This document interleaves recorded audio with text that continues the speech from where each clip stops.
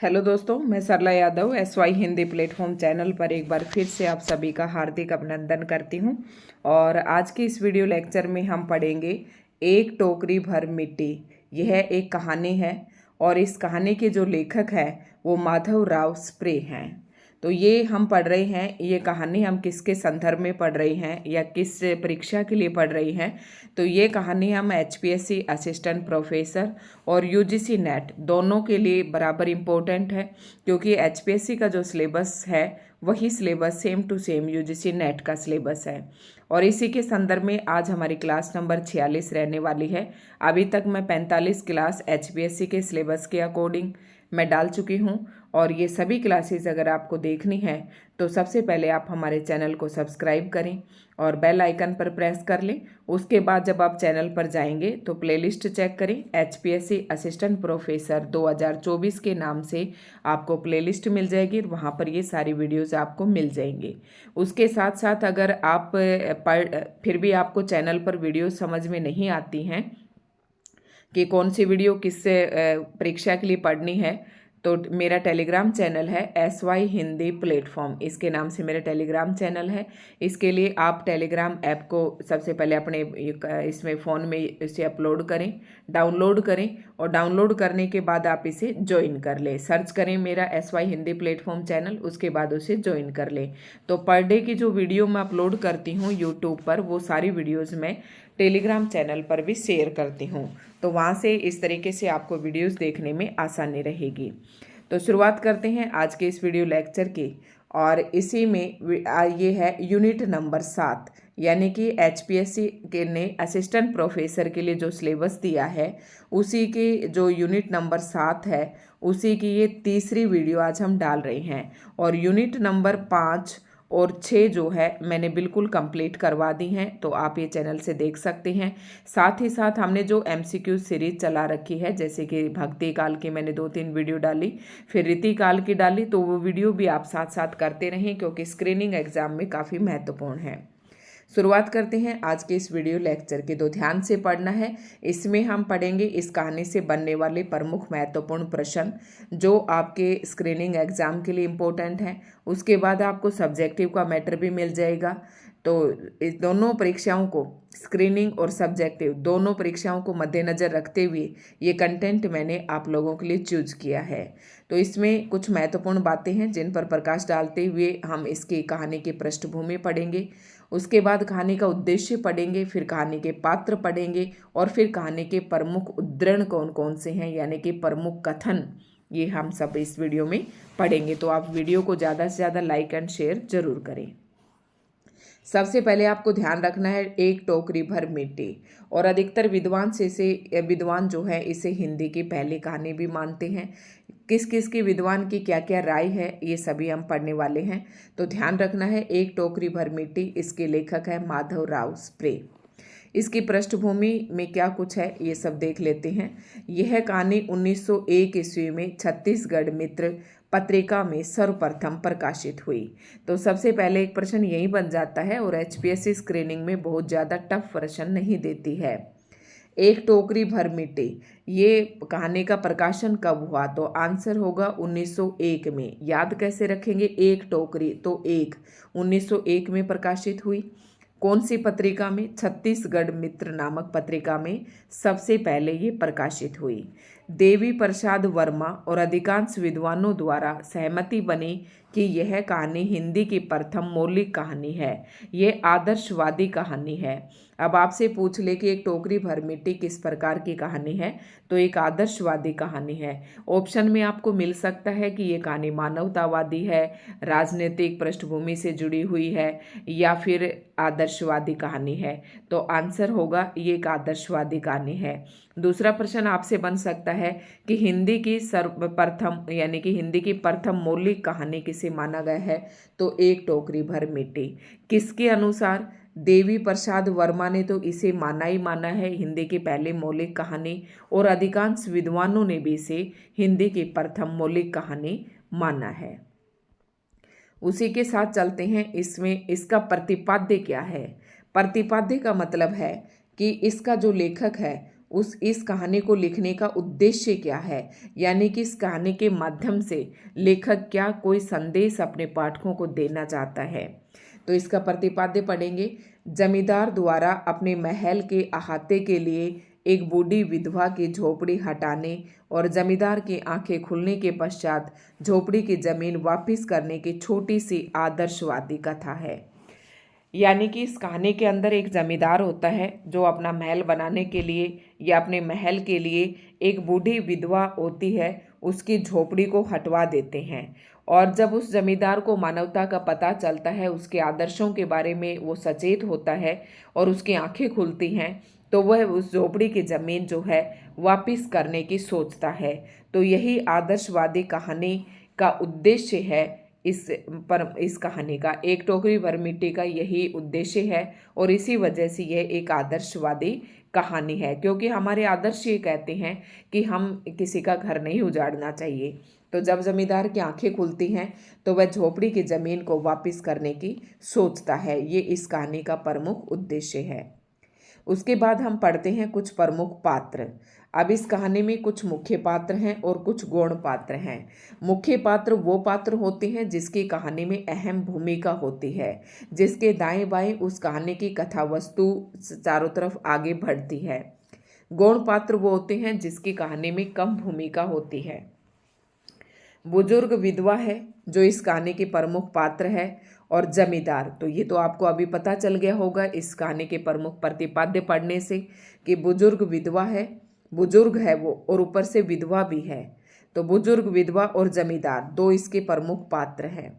बुजुर्ग विधवा अपनी बहू और पुत्र की मौत देख चुकी है, यानी कि उसका बेटा भी मर चुका है और उसकी बहू भी मर चुकी है और साथ में उसका पति भी एक्सपायर हो चुका है।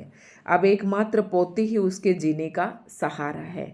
तो यहाँ से आपको कहानी की बिल्कुल सारी बातें आपको समझ में आ जाएंगी। जमींदार दम्भी होता है, अहंकारी, गर्व जिसमें, घमंड जिसमें होता है। दम्भी व्यक्तित्व वाला इंसान है। बाद में टोकरी भर मिट्टी न उठा पाने पर अहंकार का तिरोहित हो जाना है। तिरोहित का मतलब है उसका अहंकार नष्ट हो जाता है। तो ये एक जमींदार और विधवा जो बूढ़ी विधवा है, इस कहानी के प्रमुख पात्र हैं। उसके बाद गौण पात्र में आ जाएगा बुजुर्ग विधवा की पोती और जमींदार का वकील। ठीक है, ये इसके गौण पात्र हैं। अब इस कहानी के अंतर्गत विशेष बात क्या है? विशेष का मतलब है कि कहानी की कथा वस्तु को लेकर क्या विशेष बात है, क्या विशेष बात लेखक ने इस कहानी के अंदर कही है, और भाषा के दृष्टिकोण से या प्रमुख महत्वपूर्ण तथ्यों के दृष्टिकोण से क्या कुछ विशेष है इस कहानी में। तो इसमें विशेष बात यह है कि इस कहानी के माध्यम से लेखक ने उस विधवा बुजुर्ग महिला की पीड़ा को व्यक्त किया है। दूसरा, शोषण का चित्रण किया है कि हमारे समाज में जो गरीब लोग हैं या निचले तबके के लोग हैं, उनके जमींदार लोग या पूंजीपति लोग किस प्रकार से उनका शोषण करते हैं। कहानी की मूल संवेदना है हृदय परिवर्तन। ध्यान से सुनना, कहानी की मूल संवेदना किस पर टिकी हुई है? हृदय परिवर्तन। क्योंकि आपने देखा होगा कि अभी जो कहानी का जमींदार है उसे दम्भी व्यक्तित्व वाला बताया, लेकिन बाद में उसका हृदय परिवर्तन होता है और वो बुजुर्ग विधवा की जमीन जो है वापस लौटाने की सोचता है। तो उसका हृदय परिवर्तन होता है। ये संवेदना होता है हमारी सोचने की क्षमता, अच्छा और बुरा सोचने की जो हमारी सोच होती है या क्षमता होती है, उसे संवेदना कहते हैं कि हम किसी चीज़ के बारे में क्या सोचते हैं, अच्छा या बुरा, उसे संवेदना कहते हैं। तो हृदय परिवर्तन इस कहानी की प्रमुख संवेदना है। अपनी मिट्टी से प्रेम का संदेश दिया है, जमींदार का अहंकार और अंत में उसका हृदय परिवर्तन इस कहानी का प्रमुख विशेष बात है। लचर कानून व्यवस्था का जिक्र। लचर होता है जिस कानून व्यवस्था में आप परिवर्तन कर सकते हैं, तो लचर कानून व्यवस्था का इसमें जिक्र किया गया है। फिर मानवता का संदेश भी दिया है, क्योंकि जब मानवता जागृत हुई तो उसका हृदय परिवर्तन हुआ जमींदार का, तो साथ ही इसमें मानवता का संदेश भी दिया है। जमींदार के हृदय परिवर्तन के साथ कहानी समाप्त हो जाती है। वर्ग भेद, यानी कि गरीब, बुजुर्ग महिला, अमीर कौन है? इसमें जमींदार है। तो अमीर और गरीब यानी कि जो वर्ग भेद है समाज में, उसका भी जिक्र इस कहानी में किया गया है। कहानी का केंद्रीय तत्व आदर्शवाद है, तो इसको भी ध्यान रखना है। कहानी आदर्शवादी है तो इसका केंद्रीय तत्व भी आदर्शवाद है। अब इसके प्रमुख उद्धरण पढ़ते हैं। तो किसी श्रीमान जमींदार के महल के पास एक गरीब अनाथ विधवा की झोपड़ी थी। जमींदार, लेखक कह रहा है ये बातें, जमींदार साहब को अपने महल का हाथा उस झोपड़ी तक बढ़ाने की इच्छा हुई। उसने सोचा कि मैं अपने घर की जो जगह है उसे ये पास में जो झोपड़ी है इस तक मैं अपनी जगह को बढ़ा लूँ।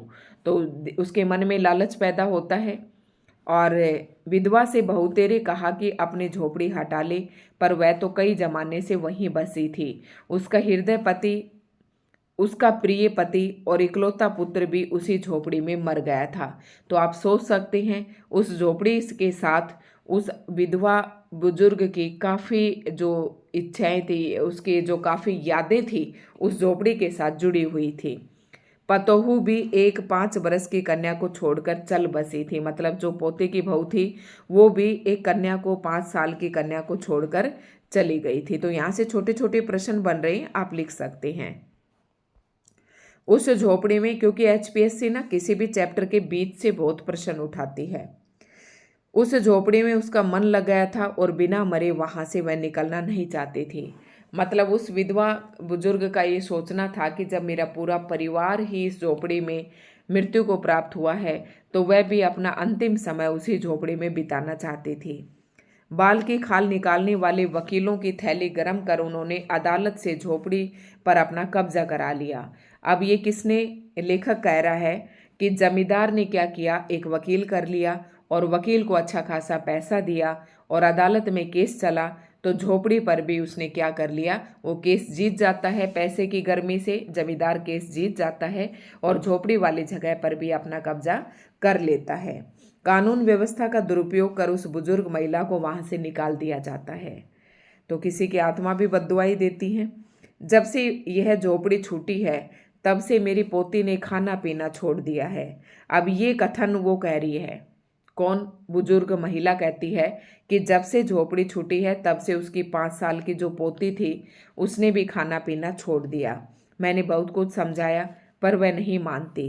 यही कहा करती है कि अपने घर चल, वहीं रोटी खाऊंगी। अब मैंने, देखो इन सब बातों से अपने मिट्टी के प्रति जो लगाव है वो हमें यहाँ पर साफ दिखाई देता है। सोचा कि इस झोपड़ी में से एक टोकरी भर मिट्टी लेकर उसी का चूल्हा बनाकर रोटी पकाऊंगी, इससे भरोसा है कि वह रोटी खाने लगेगी। देखो इस औरत को अपनी मिट्टी से इतना लगाव था कि उसने सोचा कि वहां से मैं एक टोकरी भर मिट्टी भर लाऊं और फिर यहाँ मैं चूल्हा बना लूँ तो अपनी पोती को ये कह दूंगी कि बेटा ये भी उसी घर की मिट्टी है, देखो तुम यहाँ से इस पर मैंने रोटी बनाई है। तो उसे ये उम्मीद थी कि उसकी पोती खाना खा लेगी। देखो बहुत ही अच्छी बात है, हर व्यक्ति को अपनी मिट्टी से, अपनी मातृभूमि से लगाव होता है। विधवा झोपड़ी के भीतर गई, वहां जाते ही उसे पुरानी बातों का स्मरण हुआ। मतलब विधवा जो बुजुर्ग थी वो जैसे ही झोपड़ी के अंदर गई तो उसका हृदय एकदम फटने लगता है और उसके अपने पुराने समय की जो बातें हैं जो उस झोपड़ी के साथ जुड़ी हुई थी वो सारी बातें उसे याद आ जाती हैं। अपनी मिट्टी के प्रति स्नेह से उसकी आंखों से आंसू की धारा बहने लगी। अपने आंतरिक दुख को किसी तरह संभाल कर उसने अपनी टोकरी मिट्टी से भर ली और बाहर ले आई। ठीक है, ये लेखिका बता रही है ये सारी बातें। ये लेखक यह विधवा ने कहा, महाराज नाराज न हो, आपसे एक टोकरी भर मिट्टी नहीं उठाई जाती और उस झोपड़ी में तो हजारों टोकरियां मिट्टी पड़ी है, उसका भार आप जन्म भर क्यों कर उठा सकेंगे। आप इस बात पर विचार कीजिए। ये कथन है विधवा बुजुर्ग का, जो कहती है कि जब आपसे एक टोकरी भर मिट्टी नहीं उठाई जाती तो आप इस झोपड़ी में जो हजारों टोकरियां मिट्टी पड़ी हैं आप उसे कैसे उठाएंगे। और इसके साथ इसका जो वजन है, मतलब जो जन्म भर आप इस भार को कैसे उठा पाएंगे, जो आपके हृदय पर किसी का घर उजाड़ने का, किसी के घर की जमीन खिसकिया लेने का जो भार आपके ऊपर रहेगा उसे आप कैसे उठाएंगे, आप जरा सोचिए। जमींदार साहब धन मद मतलब अहंकार से गर्वित हो अपना कर्तव्य भूल गए थे। पर विधवा के उपयुक्त वचन सुनते ही, मतलब ये वचन जब विधवा ने कहे और ये वचन सुनते ही उनकी आंखें खुल गई। कृत कर्म का पश्चाताप, कृत मतलब जो उसने पहले कर्म किए थे उसका वह पश्चाताप करता है और उन्होंने विधवा से क्षमा मांगी और हृदय परिवर्तन होने से उसकी झोपड़ी वापस दे दे। ठीक है, उसके बाद अगली कहानी हमारी आएगी राही मासूम राजा, और इसे हम कल की वीडियो में पढ़ेंगे। तो दोस्तों, आज की वीडियो आपको कैसी लगी कमेंट करके ज़रूर बताएं। बहुत ही अच्छी कहानी है, काफ़ी अच्छी है, एक आदर्श हम सबके सामने प्रस्तुत करती है। मिट्टी के प्रति, अपनी मातृभूमि के प्रति लगाव को दिखाया गया है। गरीबों का किस प्रकार से शोषण किया जाता है उसका भी वर्णन इस कहानी में किया गया है। जो वर्ग भेद है उसके बारे में यहाँ पर बताया गया है। तो ये कुछ प्रमुख प्रश्न थे जो इस कहानी के से बन सकते थे। तो हमने ये पूरी कहानी पढ़ ली है। दोस्तों, कमेंट करके ज़रूर बताएं आज के वीडियो आपको कैसी लगी। धन्यवाद।